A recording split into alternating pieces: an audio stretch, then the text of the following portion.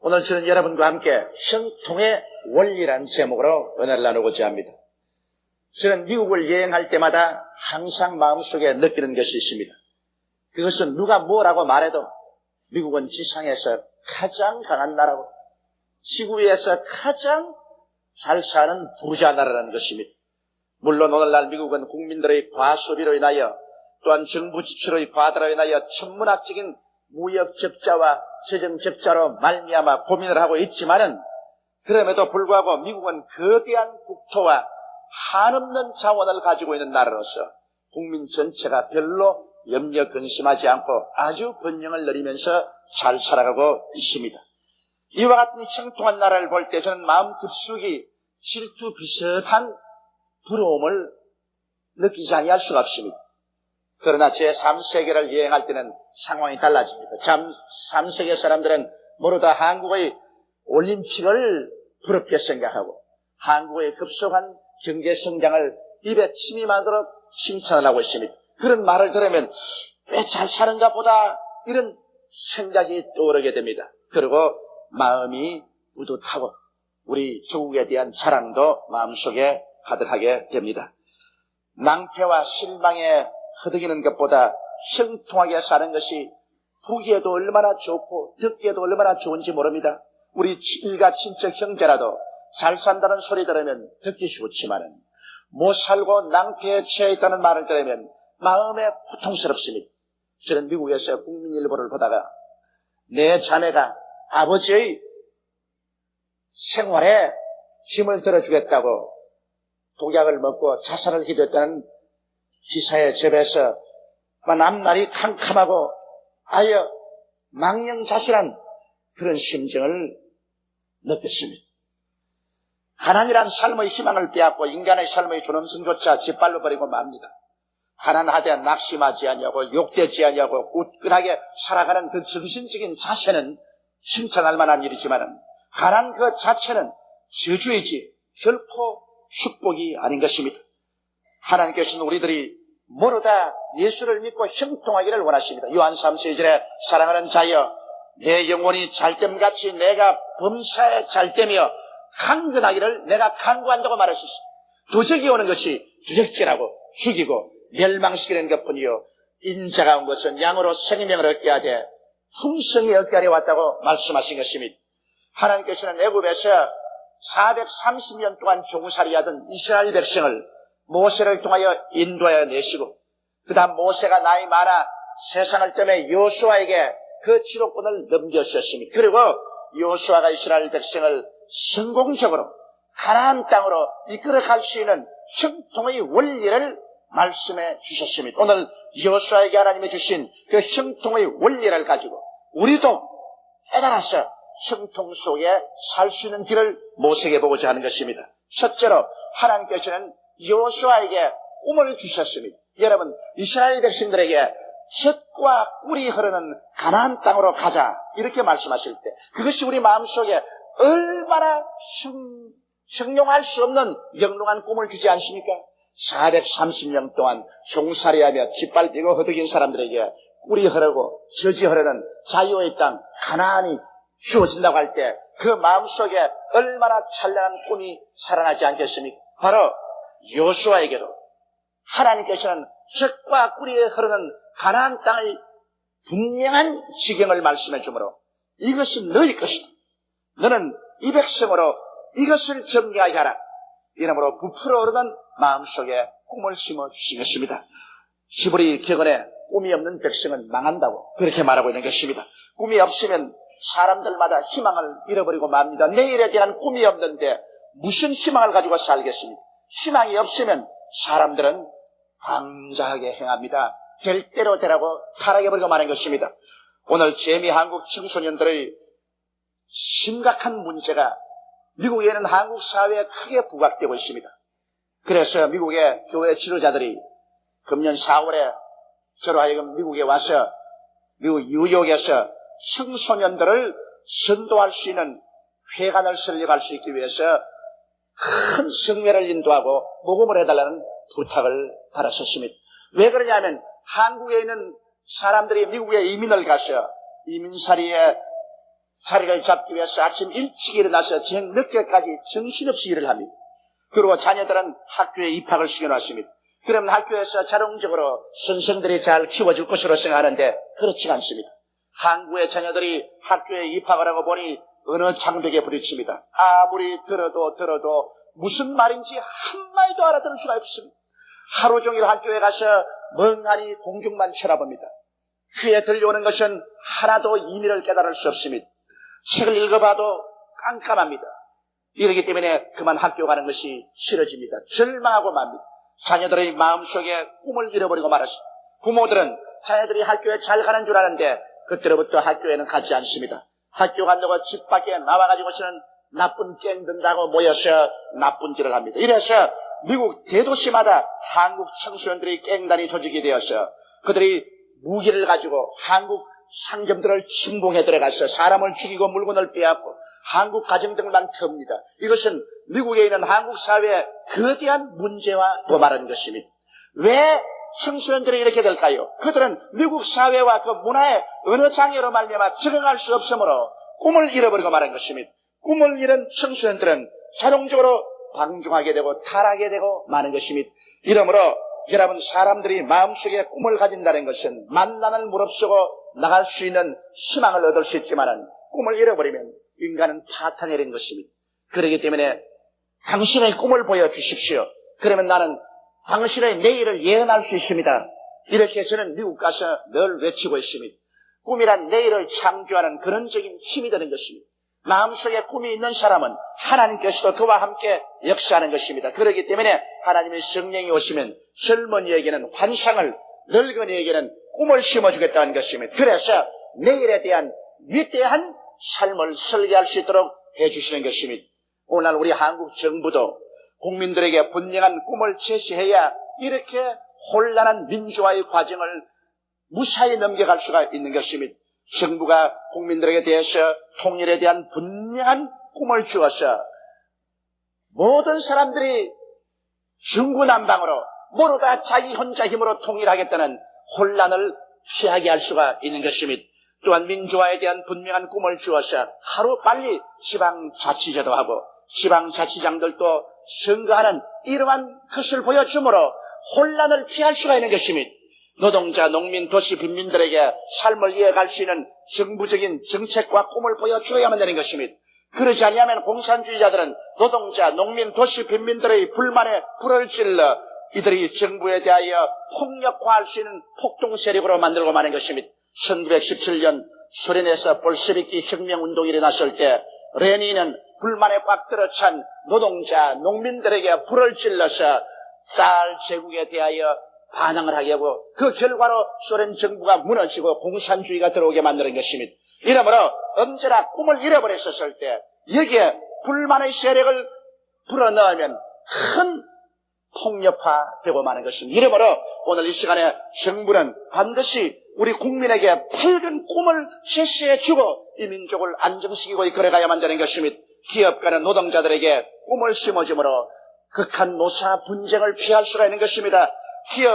기업가와 노동자가 함께 가꾸어 열매를 나누는 꿈나무로 만들어야만 되는 것입니다. 기업가만 독점하는 것도 아니고 노동자만 독점해서도 안 되는 것입니다. 노동자의 억지나 기업가의 착취는 산업을 마비시키고 모두의 경제를 파탄에 이르게 만 것입니다. 이러므로 여러분, 꿈이 없는 백성은 망한다는 말은 참말입니다. 서양속담에 벌레의 눈을 가진 민족은 망하고 새의 눈을 가진 민족은 흥한다고 말한 것입니다. 우리 모든 사람의 가슴 속에 영롱한 내일에 대한 꿈이 심어질 때 형통의 원리는 역사하기 시작하는 것입니다.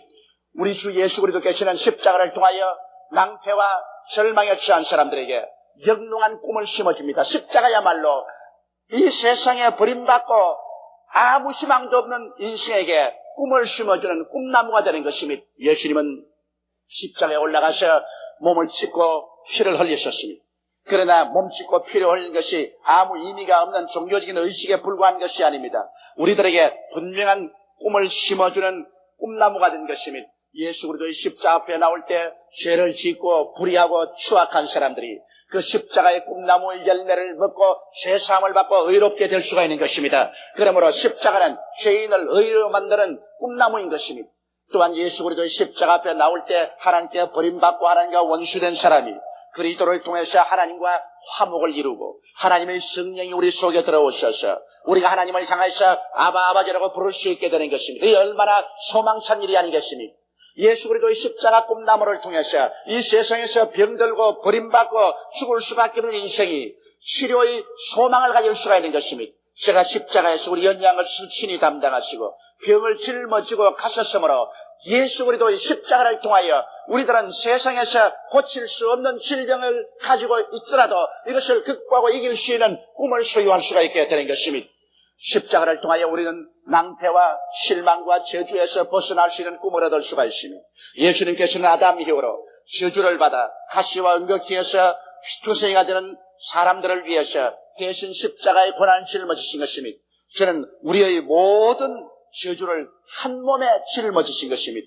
그래서 그런 십자가에서 저주를 청산하고 대속함으로 말미암아 저주에서 허덕이며 낭패와 실망과 패배에 먹는 사람들이 십자가 밑에서 새로운 소망을 얻습니다. 나도 할 수 있다, 하면 된다, 해보자는 그런 꿈을 얻을 수가 있는 것입니다. 왜냐하면 주님께서 저주를 제하여버려 주시기 때문인 것입니다. 우리는 십자가에서 영원한 죽음을 멸하고 지옥을 멸하고 하나님이 예비한 아름다운 천국에 들어갈 수 있는 꿈을 얻을 수가 있습니다. 십자가는 우리가 부활해서 영생 천국을 누릴 수 있는 꿈을 우리 마음속에 심어주는 것입니다. 이러기 때문에 예수 그리스도 앞에 나오면 이 세상에 아무리 낭패와 실망을 당하고 버림받은 사람이라도 찬란한 꿈을 그 마음속에 얻을 수가 있는 것입니다. 십자가 밑에 나와서 꿈을 얻을 수 없는 사람은 영원히 버림받은 사람인 것입니다. 십자가 밑에 나와서 우리 영혼이 잘됨같이 범사에 잘되며 간결하고 생명을 얻되 넘치게 얻는 영롱하고 활활 타오르는 마음속에 꿈을 얻으면 그 꿈을 가지고 밖으로 나가서 눈에는 아무 증거 안 보이고 귀에는 아무 소리 안 들리고 손에는 아무 잡히는 것 없어도 믿습니다로 밀고 나갈 수 있는 용기가 주어지게 되는 것입니다. 이러므로 오늘날 십자가는 우리 인류의 위대한 구원의 꿈나무인 것입니다. 십자가를 통하지 않고 온전한 꿈을 얻을 수 있는 사람은 이 세상에 아무도 없을 것입니다. 둘째로 우리가 꿈을 가졌으면 이제 그 꿈을 성취할 수 있는 근원적인 힘인 하나님을 믿어야만 되는 것입니다. 아무리 넓은 땅을 개간해도 물을 댈 저수지가 없이는 그 땅을 황무지에 불과한 것입니다. 이와 같이 우리 인간이 아무리 찬란한 꿈을 가졌어도 그 꿈을 이룰 수 있는 하나님의 능력이 우리 뒤에서 밀어주셔야만 되는 것입니다. 오늘 인본주의자의 태도는 인생을 살아갈 때 인간의 청춘을 의지하고 교육, 금전, 지위, 명예, 권력 등을 자원으로 삼고 살아가는 것입니다. 그러나 여러분 정변이 다가오는지 세태가 변화되면 인간의 청춘, 교육, 금전, 지위, 명예, 권력 등은 하루아침에 휴지같이 우겨지고 마는 것입니다. 인간은 아무것도 스스로 영원히 유지할 수 있는 자원을 갖고 있지 못합니다. 이러므로 여러분 오늘 우리는 모두 다 진실로 영원히 사라지지 않은 힘을 얻기 위해서는 인본주의에서 신본주의로 돌아서야만 되는 것입니다. 하나님 중심으로 모시고 하나님을 의지해야 됩니다. 하나님만이 저 무한한 천국을 지었었습니다. 저 수많은 별들을 지었었습니다. 이 넓은 땅과 저 푸른 바다를 지었었습니다. 무한한 자원을 하나님이 만드신 것입니다. 이러므로 전지전능 무소부지하신 하나님이 우리의 자원이 될 때 우리들은 감대할 수가 있는 것입니다. 불가능에 도전할 수 있습니다. 아브라함을 보십시오. 나이 75세가 되었을 때 하나님께서는 이민을 가서 한 나라를 새로 건설하는 꿈을 주셨는데 그가 하나님을 의지했기 때문에 75세의 늙은 노부를 끌고도 젊은 사람이 할 수 없는 긴 여행을 하고 이스라엘 나라를 창설한 것입니다. 모세를 보십시오. 80이 되어서 눈도 어둡고 귀도 어둡고 보통 사람 같다면 절대로 할 수 없는데도 불구하고 호렙산에서 하나님께로부터 꿈을 얻고 난 다음에 하나님을 의지하자. 하나님을 의지하는 그 능력으로 지팡이 하나만 짚고서 430년 동안 종으로 붙잡고 있는 방대한 거국인 애굽을 대적해서 이스라엘을 구원하러 나간 것입니다. 그리고 그는 그것을 성공시킨 것입니다. 만일 하나님을 믿지 않았다면 조그마한 초립동 다윗이 절대로 골리앗을 대항해서 싸우러 나가지 않을 것입니다. 블레셋 장군 골리앗은 유명한 장군이요 부척 장신이요 그의 힘은 정말 역발산 기계에 있었습니다. 이와 같은 골리앗을 대결해서 그를 이기고 나겠다는 조그마한 초립동 다윗은 전지전능 무소부지하신 하나님을 믿는 믿음을 가졌기 때문에 이와 같은 모험을 할 수가 있는 것입니다. 그러므로 믿음은 위대한 자원이 됩니다. 만난을 무릅쓰고 나아갈 수 있는 힘이 되는 것입니다. 이렇기 때문에 예수 그리스도를 구주로 모시고 하나님을 아버지로 섬기고 아버지를 믿는 그 믿음을 가져야 우리는 형통의 삶을 살 수가 있습니다. 그렇지 않으면 우리가 곧 우리 환경을 바라보고 두려워하면서 마음이 위축되고 마는 것입니다. 셋째로 우리가 형통한 삶을 살기 위해서는 강하고 담대해야 되는 것입니다. 왜냐하면 인간은 근본적으로 불안한 존재인 것입니다. 인간은 태어나서 죽을 때까지 어디에서 와서 왜 살며 어디로 가는지를 모르는 불안한 존재인 것입니다. 인간은 내일 일을 모를 뿐 아니라 당장 순간 후에 일어날 일도 모르는 것입니다. 그렇기 때문에 인간은 한없이 불안한 존재인 것입니다. 또한 우리가 살고 있는 이 시대는 불안의 시대인 것입니다. 정치적으로 불안하고 경제적으로 불안합니다. 군사적으로 불안하고 국제적으로 불안합니다. 모든 것이 유동하고 무엇 하나 확실히 신뢰할 수 있는 것은 없습니다. 이렇기 때문에 인간은 불안 속에 살고 있습니다. 불안은 인간을 좌절시키고 위축시키는 것입니다. 인간은 이 불안한 마음을 어찌하니 진정해 보려고 술을 마시기도 하고 담배를 피기도 하고 마약에 중독이 되기도 하는 것입니다. 술이나 담배나 마약 같은 것은 우리 사람의 마음에 불안을 해소하기 위해서 인간이 만든 지팡이에 불과한 것입니다. 그러나 그런 지팡이가 우리 마음속에 완전한 안정을 줄 수가 없는 것입니다. 베드로를 보십시오. 베드로와 그 제자들이 함께 배를 타고 밤바다를 지나가는데 무서운 풍랑이 다가왔었습니다. 그들은 마음이 불안하고 초조했습니다만 바다 위에 유령과 같은 물체가 걸어오기 때문에 정말 놀라서 큰일 났습니다. 그럴 때 예수님께서 두려워 말라 나다고 말하셨습니다. 그럴 때 베드로가 말하기를 만일 주시어는 나로 하여금 명하여 물으로 걸어오게 하소서라고 말하셨습니다. 예수께서 오라고 하며 베드로는 예수님의 말씀을 가지고 강하고 담대했었습니다. 그런 캄캄한 밤바다 풍랑 이런 곳에 배에서 쩌벅쩌벅 걸어 나가셨습니다. 강하고 담대한 믿음을 가지고 나갈 때 그런 물으로 걸을 수 있었으나 곧장 일진 광풍이 불어오고 찬물이 얼굴을 덮치며 그만 그런 바람과 파도를 바라보고 마음에 두려움이 들어오자 물에 가라앉고 마는 것입니다. 오늘날 우리들도 성공적인 인생을 살아가다가도 환경을 바라보고 불안과 공포증이 마음에 다가오면 그만 우리는 실패의 늪속에 빠져들어가 버리고 마는 것입니다. 사람은 그 마음이 강하고 담대해야 되는 것입니다. 그래서 두려워 말고 놀라지 말고 할 수 있다, 하면 된다, 해보자고 나갈 수 있는 용기가 있어야 되는 것입니다. 이렇게 하기 위해서는 하나님의 말씀을 늘 묵상해야 되는 것입니다. 하나님 말씀만이 우리의 마음속을 강하고 담대하게 만들어주는 것입니다. 환경을 바라보고 세상 사람 말을 들으면 마음이 불안해지고 초조해지는 것입니다. 그러나 말씀은 여러분과 나에게 용기와 희망을 넣어주는 것입니다. 그리고 능력 있는 설교를 많이 들어야 되는 것입니다. 주일, 수요일 교회에 나와서 설교를 들어야 되는 것입니다. 이 말씀이 우리의 마음속에 모든 불안과 공포를 내어 쫓고 우리의 마음속에 용기와 담력을 넣어주고 마음을 새롭게 해주는 것입니다.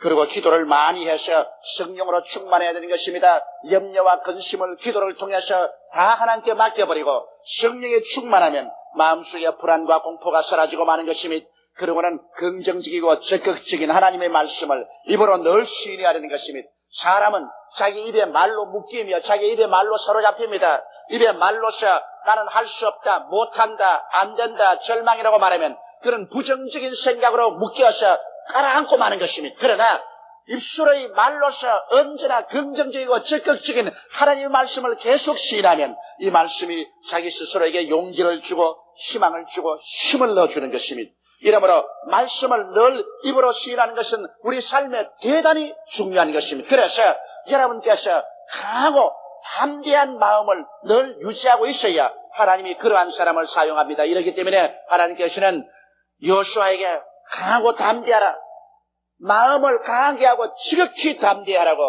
신신당부했던 것입니다. 넷째로 우리가 형통하기 위해서는 하나님의 계명을 지키며 살아야 되는 것입니다. 부모의 뜻을 어긴 자식이 나중에 부모에게 재산 상속을 달라고 아무리 강구한들 부모가 자기 뜻을 어긴 자식에게 재산을 줄 리가 없는 것입니다. 친구 간의 신의를 어기고 돈을 빼앗아가고 혹은 약속을 어기고 그러다가 나중에 친구에게 가서 도움을 달라고 사정한다고 해서 신의를 저버린 친구를 도와줄 자는 없는 것입니다. 국법을 어기고 자기 마음대로 범죄행을 하다가 필요할 때는 국가의 도움을 달라고 간다고 해서 국가의 보호를 기대할 수는 없는 것입니다. 이와 같이 하나님의 계명을 어기고 하나님 뜻대로 살지 아니하고 하나님을 무시하고 멸시하고 살다가 도움이 필요할 때는 하나님이여 나를 도와달라고 외친들 무슨 소용이 있겠습니까? 예수님께서 성경에 말씀하기를 내 계명을 지키는 자가 나를 사랑하는 자니 나를 사랑하는 자는 아버지의 사랑을 받을 것이라고 말씀하신 것입니다. 이러므로 우리는 예수를 믿고 구원을 받은 것은 값없이 받은 것입니다. 죄를 짓고 불의하고 추악한 인생이 십자가를 믿음으로 말미암아 값없이 보혈로 죄사함을 받고 구원을 받은 것입니다만 하나님과의 화평을 이루어서 하나님과 함께 손을 잡고 걸어가기 위해서는 우리가 하나님의 계명을 지켜야 됩니다. 그리고 하나님의 기뻐하시는 일을 행하면 무엇이든지 우리가 구하는 대로 얻을 수가 있는 것입니다. 이렇기 때문에 우리 예수님은 우리들은 항상 우리 마음속에 계명을 두고서 살아가야 되는 것입니다. 내 앞에 다른 신을 두지 마라. 우상에 절하지 마라. 하나님의 이름을 망령되이 부르지 말라. 안식일을 거룩히 지켜라. 내 부모를 공경하라. 살인하지 마라. 간음하지 마라. 도둑질하지 마라. 내 이웃을 거짓 증거하지 마라. 내 이웃을 탐하지 말라는 이 하나님의 가장 근원적인 계명을 우리 마음속에 늘 간직하고 이 계명을 쫓아서 나를 살펴보고 계명을 쫓아 살려고 애를 쓰는 이러한 삶 속에 하나님과 우리와의 조화가 있는 것입니다. 그리고 엿새 동안 부지런히 일하고 이래저는 교회에 나와서 하나님을 섬기는 일을 해야 될 것이요. 우리의 수입 중에 10분지 1은 반드시 하나님께 드려서 하나님의 창고에 양식이 있게 하고 하나님으로 하여금 하늘 문을 열고 살 것이 없도록 붙지 아니하나 보라 하는 그 약속의 말씀이 이루어지도록 해야 될 것입니다. 이와 같은 하나님의 계명을 지키고 하나님을 기쁘시게 하는 이러한 삶을 살 때 우리는 강하고 담대하게 하나님께 나와서 주의 도우심을 구할 수가 있습니다. 성경은 말씀하기를 너희가 없는 것은 구하지 아니하며요 구하여도 받지 못하면 성령으로 설려고 잘못 구함이라고 말했었습니다. 우리가 하나님 계명을 지키고 살면서 하나님 앞에 필요한 것을 구할 때 오늘날도 하나님은 우리에게 응답하여 주십니다. 무엇인지 내 이름으로 내게 구하면 내가 시행하리니 이는 아버지로 하여금 아들로 인하여 영광을 얻으시게 하림이라고 말씀하신 것입니다. 예수님은 누가복음 18장에 항상 기도하고 낙심하지 말라고 말한 것입니다. 우리가 항상 기도하면 하나님께서 반드시 우리의 원한을 들어주시고 문제를 해결해 주시기 때문인 것입니다. 이래서 우리는 하나님의 도움으로 말미암아 우리의 삶에 진실한 형통함을 얻을 수가 있는 것입니다. 하나님은 여호수아에게 이 형통의 법칙을 보여주셨고 여호수아는 이 형통의 법칙을 따라서 300만 이스라엘 백성을 젖과 꿀이 흐르는 땅으로 무사히 이끌어갈 수가 있었습니다. 우리의 삶도 젖과 꿀이 흐르는 땅을 향해서 걸어가기 위해서는 첫째로 이스라엘 백성들처럼 영롱한 꿈과 환상을 십자가 밑에서 받는 여러분 되시기를 주의 이름으로 축원합니다. 내 영혼이 잘됨같이 범사에 잘되며 강건하게 되는 꿈과 환상을 마음속에 가진 자만이 내일을 창조해 나갈 수가 있는 것입니다. 그리고 둘째로 우리 마음속에 흔들리지 않는 하나님에 대한 믿음을 가지고 있어야만 되는 것입니다. 하나님이 우리 배경에서 하나님이 우리 삶의 자원이 될 때 우리는 어떠한 역경이 다가오고 어려운 환경에 부딪혀도 낙심하지 않고 기도하고 나갈 수가 있는 것입니다. 하나님만이 우리의 자원이 될 수 있는 것입니다. 셋째로 우리는 강하고 담대해야 되는 것입니다. 우리는 끊임없이 말씀을 읽고 끊임없이 기도하고 그리고 끊임없이 입술로 말씀을 시인하고 그렇게 나감으로 마음이 강하고 담대하여 환경에 좌우되고 뒤로 물러가는 부정적이고 파괴적이고 절망적인 인생이 되지 말아야 되는 것입니다. 그리고 넷째로 우리는 성령 충만하여 하나님 계명을 지키고 계명을 따라서 살도록 애를 써야 될 것입니다. 이와 같이 애를 쓸 동안에 하나님께서 우리를 기뻐하시고 성령으로 도와주실 것입니다. 내일은 오늘보다 다음 달은 금번달보다 명년은 금년보다 더 나아지는 형통의 삶을 이 네 가지 하나님의 법칙을 통하여 우리는 가져올 수 있게 되는 것입니다. 하나님은 여러분 한 사람도 낙오자가 되기를 원치 않습니다. 하나님은 여러분 한 사람 한 사람이 모두 다 모든 일에 항상 모든 것이 넉넉하여 모든 착한 일을 넘치게 하기를 원하시고 계신 것입니다. 우리 주 예수 그리스도의 은혜를 너희가 알거니와 저가 부유하신 자로서 너희를 위하여 가난하게 되시면 저희 가난하심으로 인하여 너희로 부욕케 하리 하심이라고 성경은 말하고 있는 것입니다. 이처럼 주님은 그 몸을 찢고 피를 흘리심으로 여러분을 형통한 인생으로 살게 되기를 간절히 바라고 있다는 사실을 깨달아 알게 되시기를 주의 이름으로 축원합니다. 다 같이 오겠으게 기도드리겠습니다. 전능하시고 거룩하신 아버지 하나님, 오늘날 사회에 밝은 면이 있는가 하면 또 그 그늘에 가리어서 어두운 곳이 있고 슬픈 것이 있고 절망도 있습니다. 그러나 우리 하나님께서는 만인이 예수님 십자가 밑에 나와서 죄사함을 받고 우리 주 예수 그리스도로 말미암아 우리에게 주어지는 밝고 맑고 환한 영롱한 꿈을 믿음으로 담대한 심정을 가지고 기도하며 하나님 말씀을 지키고 살아나가므로 하나님의 형통을 받기를 원하시고 계시옵나이다. 하늘이 비를 주면 땅이 열매를 맺는다고 하셨으니 하나님께서 형통케 하시면 형통치 아니할 자가 없습니다. 하나님이 높인 자 낮출 수가 없고 낮추는 자 높일 수가 없습니다. 하나님이 문을 열어놓으면 닫을 자가 없고 닫아놓으면 열 자도 없사옵나이다. 우리 아버지 하나님, 우리 모두 다 깨어지고 회개하고 예수를 구주로 모시고 하나님 중심에 서서 형통의 법칙을 쫓아 살게 도와주시옵소서. 내가 살고 남을 살릴 수 있는 우리들이 되게 도와주시옵소서. 나도 못 살고 남도 못 살게 만드는 이러한 사람들이 되지 않게 도와주옵소서.